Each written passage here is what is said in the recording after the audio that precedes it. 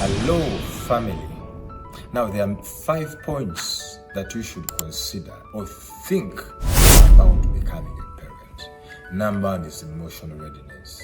Before you think or even before you plan to have a child, now it doesn't matter whether you're married or not. It doesn't matter how you're going to get them. You may want to adopt.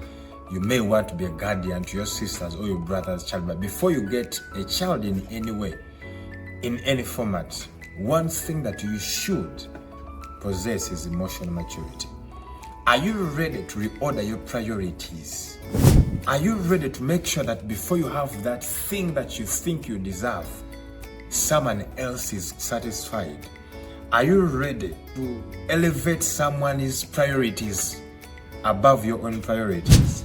Are you ready to make sure that before you eat, someone else has eaten? Are you ready to carry someone else's burden? Why? Because children, even though they are a blessing, but in a certain way, they are a burden.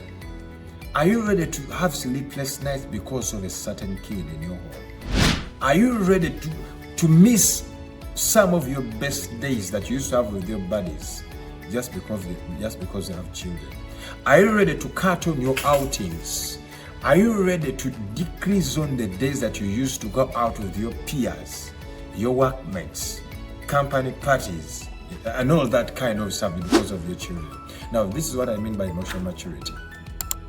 Are you ready to see that someone else's emotions are taken care of before your own emotions? Before you have children, before you even think about starting a family, make sure you're ready for the toll that emotions carry with the moment you have children. Number 2, invest in educational resources.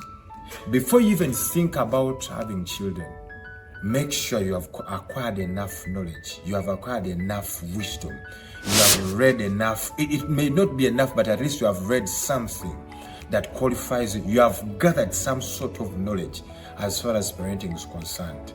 We have many books available to us. We have many websites available to us. We have many people that are ready to talk in our lives to see that before we have children, we are actually ready. This is what I call education resources. Buy a book, buy a CD, download something for a certain man, for a certain woman that you find wise in that kind of area. Because the moment you enter into something that you are indifferent or ignorant about, that's where abuse, that's the beginning, that is the source, that's the foundation of abuse.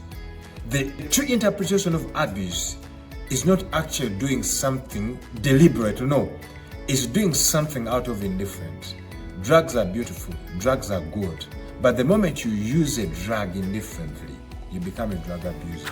If you don't want to become an abusive parent, one of the most fundamental things that you should consider is investing in educational resources as far as parenthood is concerned. Is reading enough about what it actually takes for you to be a mother.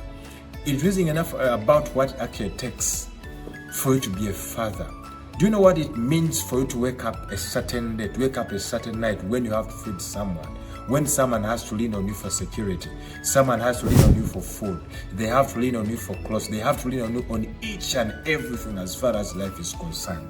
So one thing you should consider is investing in educational resources as far as parenthood is concerned. Now, number 3, develop associations with new people. Now, the association that I'm talking about here, it's not just associations with everyone, but I'm talking about you developing associations with parents. You're developing associations with people who know what you want to enter. Why would you have slay queens as your best friend yet you are preparing to be a mother? Why would you have someone who doesn't want to be a parent as a best friend yet your goal is to become a mother someday? Why would you follow someone who is just a mere influencer? They're just talking about things that don't actually concern anything or don't even come near or close to what you want to become in life. So develop associations with new people. And new people, I mean parents. I mean people who have knowledge, who have wisdom as far as parenting is concerned. People who have experienced this thing. People who have not just read about this, but people who have passed through this, or probably are even going through the same process, because learning does not cease. We don't cease to learn. We learn each and every day. So develop new associations with new people. Encircle yourself, guard yourself with people who know what you want, with people who understand, who have the true interpretation of family. Engulf yourself, barricade yourself with new associations with people who actually understand what it means to be a parent. Number 4, practice good spiritual habits for a stronger relationship with God. Above and beyond, God is the best of the best as far as parenting is concerned. Before we read all these things, the nice books, before all these individuals, one of the relationships that you need for you to groom your children in the right way is having a personal relationship with God. What is God saying about your family? What is God saying about your children? What is God saying about your children? Because this is what you have to understand. Your children are not what the world says. The world cannot interpret kids. The world cannot even interpret you. That our true interpretation, our true identity comes from God. The true identity that you need as a parent is the identity that heaven speaks about you. What is God saying about your children? Don't listen to the system. The system can say your children is not capable of doing this.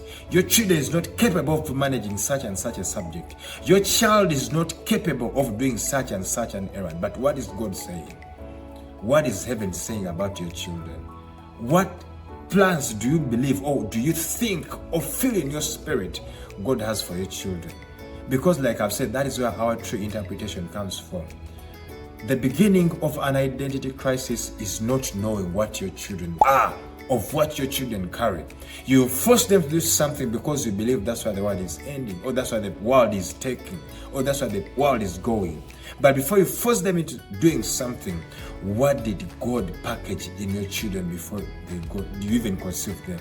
Before conception, what seed did God put in your children? So develop a strong relationship with God. Develop a strong relationship with the Holy Spirit. This is what is going to give you the true interpretation of your children.